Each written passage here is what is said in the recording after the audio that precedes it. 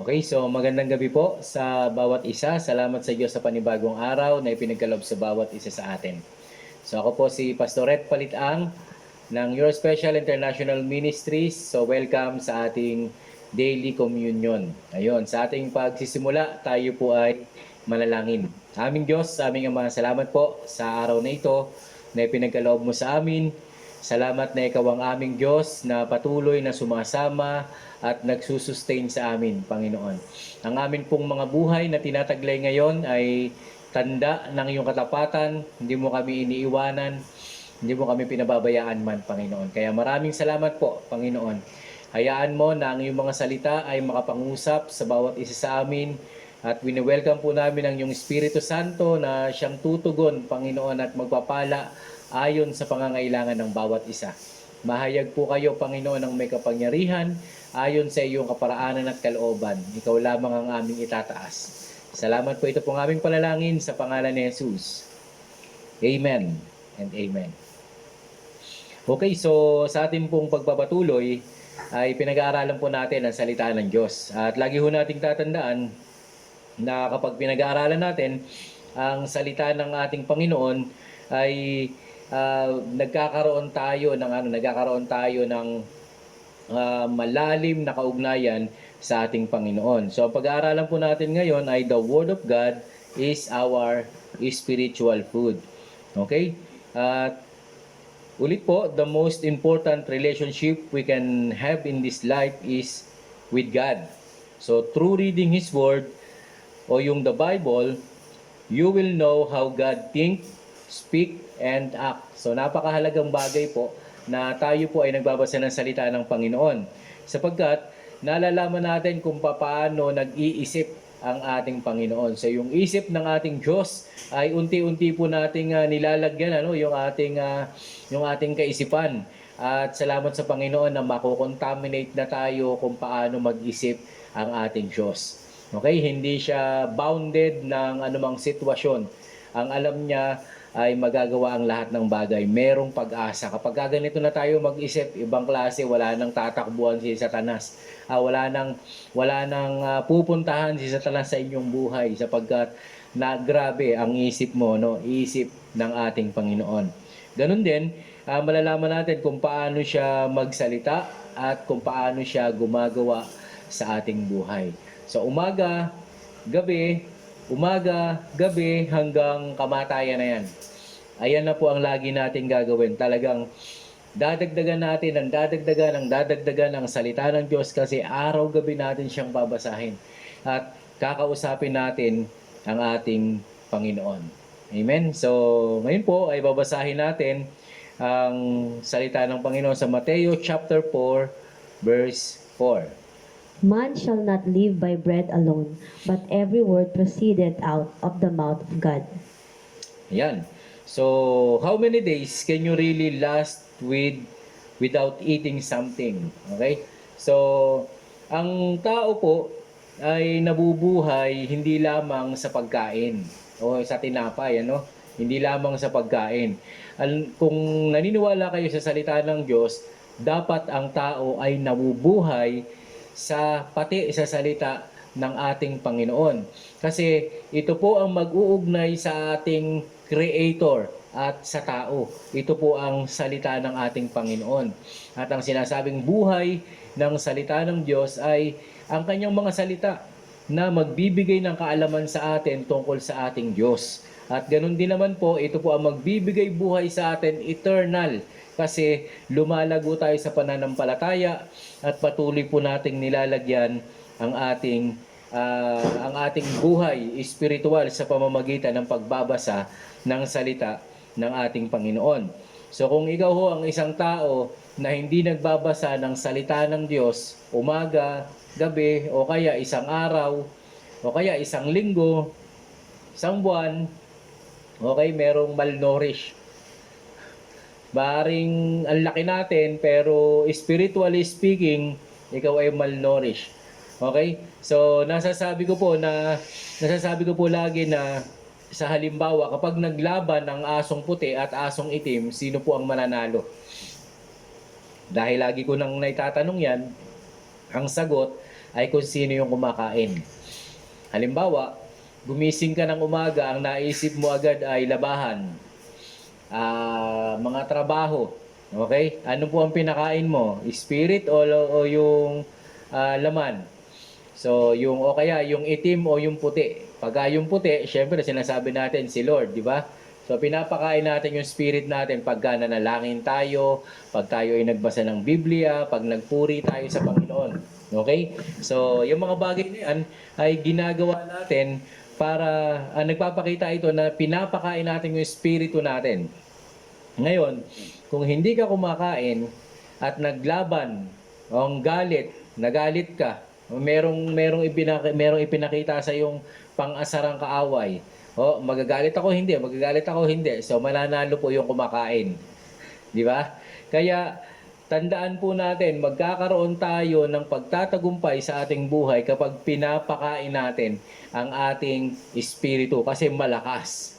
Okay? Kaya magsimula na tayong palakasin, palusugin ang ating buhay espiritual sa pamamagitan ng pagbabasa ng salita ng Panginoon. At ako po, naniniwala ako, literally speaking, dapat ay nagbabasa ka ng salita ng Diyos para masabing ikaw ay buhay. So tandaan natin na ang salita ng Panginoon, sabi kay Eva at Adan, huwag ninyong kakainin. O, salita ng Diyos yun, utos yun. Ngayon, kinain nila yung bunga na nagbibigay ng kaalaman tungkol sa mabuti at masama. Ano po nangyari? Nawala sila sa Eden.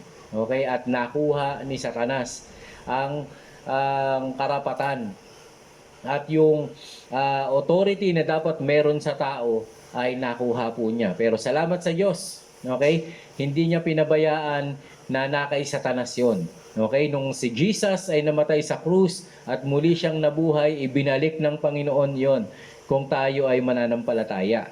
So, ngayon, dahil si Eva at si Adan ay walang training masyado, ngayon magte-train tayo araw-gabi sa pamamagitan ng pagkain ng salita ng ating Panginoon. Kung dati ay hindi ka nagbabasa, ngayon magbabasa ka na.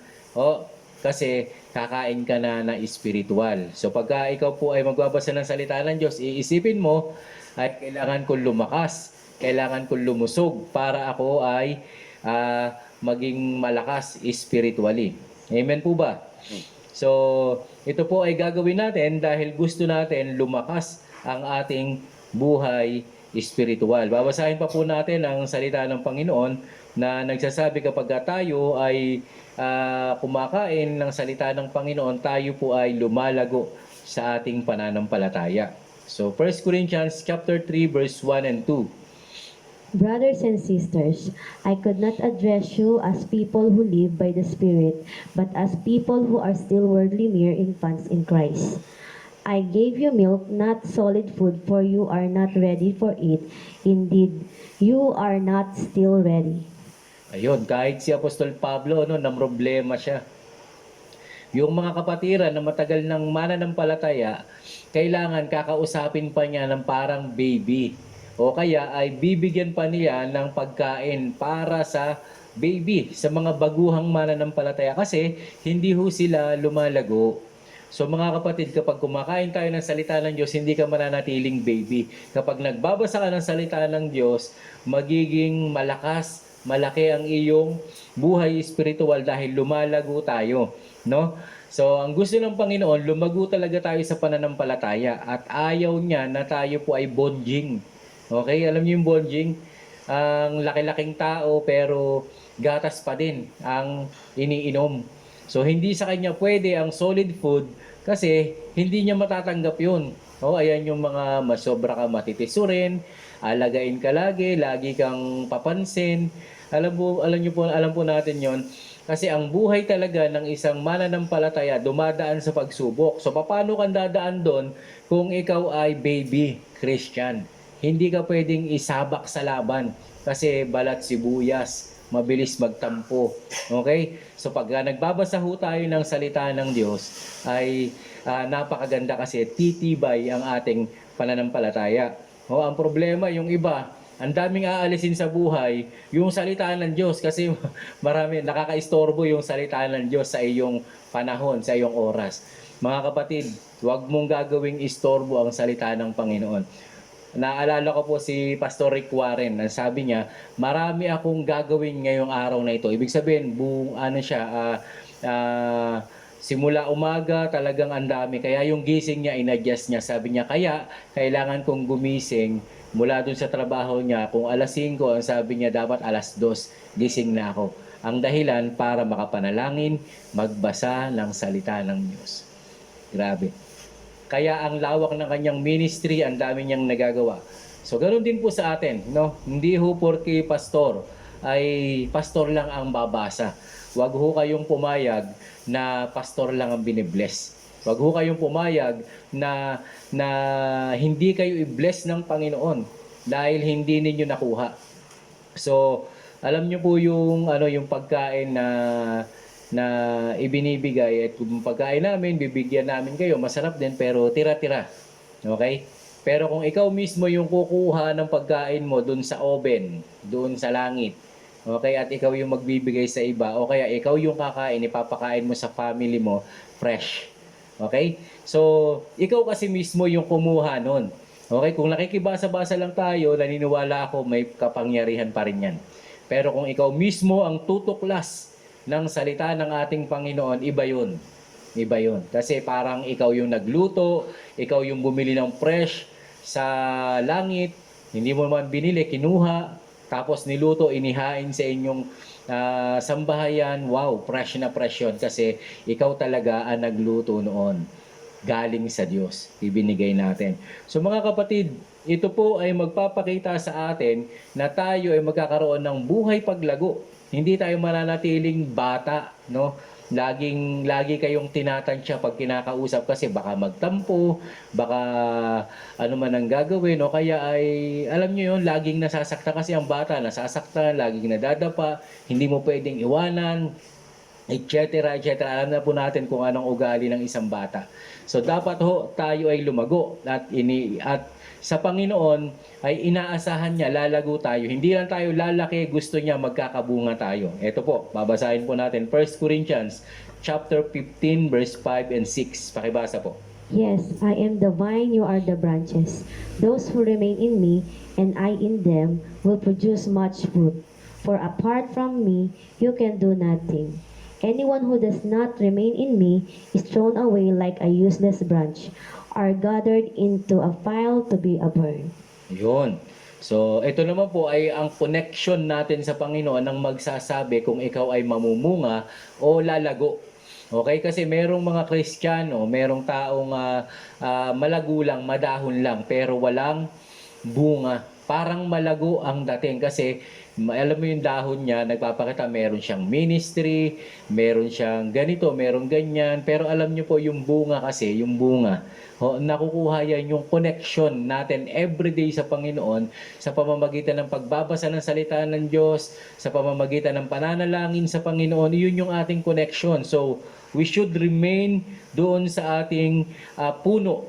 Kasi wala tayong magagawa pag hiwalay tayo sa Diyos. Kailan tayo nahihiwalay sa Panginoon? Pag hindi ho tayo namumunga. Yun po ang isang tingin. Na bakit kaya hindi ako namumunga? Ibig sabihin, hindi ka connected doon sa puno. So, napakahalaga na maintindihan natin na tayo ay nakadugtong doon sa puno. Kasi kung tayo ay hiwalay, okay, talagang hindi ka magbubunga. So, ang sabi dito, I am the vine and you are the branches. And those who remain in me, yun lang ang makakapamunga. Pero yung hiwalay po sa kanya, yung wala hong magagawa. Sa verse 6 sabi, anyone who does not remain in me, thrown away like a useless branches. Itinatapon yan. Oh, useless. Ibig sabihin, hindi ka na, wala nang ibang paraan, kundi doon na lang. Sabi, sa apoy siya ibibilang. Iipunin at susunugin. So, ayaw ni Lord na hindi ka namumunga, no?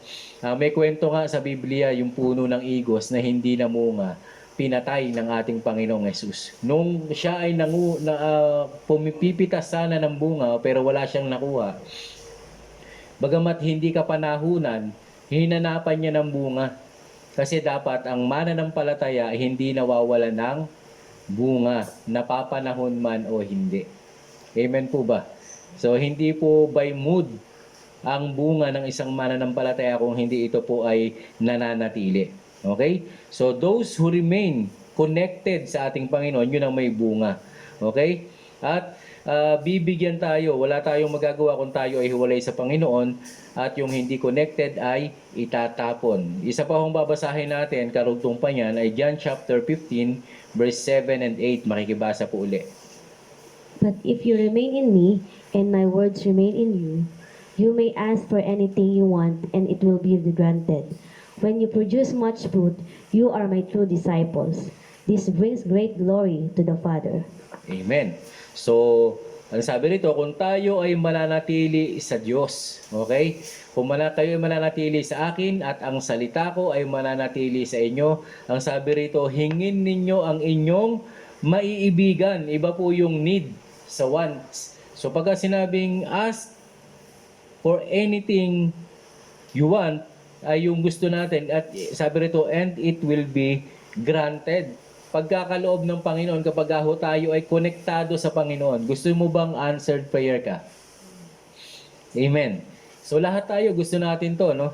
So isang sikreto na pinapakita dito, dapat nakakonekta tayo sa Panginoon. Nananatili tayo sa Diyos at ang salita ng Diyos nananatili sa atin. Ulitin po natin, nananatili sa Diyos. Nananatili sa salita ng Diyos. Yun. Ang pangako ng Panginoon, hingiin mo ang iyong maibigan at ipagkakaloob sa iyo. Huwag ka pong hihingi ng maibigan mo at huwag kang aasa na ipagkakaloob sa iyo pag hindi ka nanatili sa Diyos at hindi nanatili ang salita ng Diyos sa bawat isa. So verse 8, ang sabi rito, when you produce fruit, kapag ka ikaw ay namumunga ng marami, ng sagana sa Tagalog, ayan ang sinasabi, no? You are my true disciples. Uulitin ko po, ang ganda nito, kapag ikaw ay namumunga ng sagana, ikaw ay tunay ngang alagad ko. Ang sabi ng Panginoong Yesus. So dito natin ipakita na tayo ay alagad ni Kristo sa pamamagitan ng bunga. Okay? Sa pamamagitan ng bunga, dapat makita ho sa atin. At makikilala ka na alagad ka ng Panginoong Hesukristo. Pangalawa, hindi lamang makikita na ikaw ay alagad ng Panginoong Hesukristo, ikaw ay ang buhay mo ay magiging isang kasangkapang nakapagluluwalhati sa ating Diyos Ama. Amen. Sabi ko nga nung nakaraan, pwedeng tayo ho ay hindi nakataas ang kamay pero natutuwa ang Diyos sa buhay mo. Napapapurihan siya every time na nakikita ka niya. Talagang it bring honors to the Father ang buhay natin. Bakit po? Meron tayong bunga. So dito natin ipakita na tayo ay lumalago, hindi tayo bata. Kasi nais ng Panginoon na tayo po ay lumago sa pamamagitan ng salita ng Diyos. Kaya kung magbabasa tayo ng salita ng Diyos, ay palalaguin tayo ng ating Panginoon. Amen? So sa gabing ito, gusto ko po kayong muli akayin o tawagin sa isang panalangin na mag-commit tayo ng buhay sa pagbabasa ng salita ng Panginoon. So kung ikaw yung tao na walang Bible, okay, wala kang access para humingi ng lahat ng kailangan mo. Kapatid, kapag tinutupad mo ang salita ng Panginoon, kapag konektado ka sa salita ng Diyos, ang sabi ng Biblia, ito ay ginagawa mo, so pwede mong hingin yung maibigan mo at ipagkakaloob sa iyo. Magkano lang ang Bible? Okay? Bumili ka ng Bible. Magkaroon ka ng sariling kopya sa inyong tahanan at patuloy mo itong ipamuhay, basahin araw at gabi. Huwag tayong papaltos, giginhawa tayo at magtatagumpay. So manalangin po tayo sa pagkakataong ito. Panginoon, maraming salamat. Sa oras na ito, idinadalangin ko ang bawat anak mo na nagtatalaga ng kanilang buhay upang sila ay magbasa ng salita ng Diyos. Nagbasa ng iyong mga salita. Ang palalangin ko po, bigyan niyo po kami ng kagalakan, Panginoon, para basahin ng iyong mga salita. Bigyan niyo po ang bawat isa, Panginoon, ng kakayahan para mabasa ang iyong mga salita. Kahit na busy, kahit may trabaho, wala kaming magiging dahilan, Panginoon, para hindi namin mabasa ang iyong mga salita. Gagawin po naming available ang aming sarili para malaman namin kung paano ka mag-isip, paano ka magsalita, paano ka gumagawa sa aming mga buhay. Lord, gusto ka naming mahalin sa pamamagitan nito. Gusto po naming lumago sa pamamagitan nito, Panginoon. Kaya tulungan niyo po kami, Lord. At yung mga anak mo na nagde-decide ngayon, bigyan niyo po ang bawat isa ng kakayahan para magawa namin na magkaroon ng panahon, Panginoon, na magbasa ng iyong mga salita. Salamat po, Panginoon, na meron kang pinapalakas ngayon, meron kang pinagpapala at tinutulungan. Lord, lahat ng nananalangin kasama ko ngayon, ibuhos mo ang masaganang bendisyon ng pagpapala sa kanilang pamilya. Panginoon, ang kagalingan, ang mga pagpapalang pinansyal, ang maayos na relasyon, magandang trabaho, promotion, Panginoon. At inihiling po namin ng kaligtasan, O Diyos, ay dumaloy sa kanyang buong pamilya at magiging daluyan ng pagpapala ang mga anak mong ito.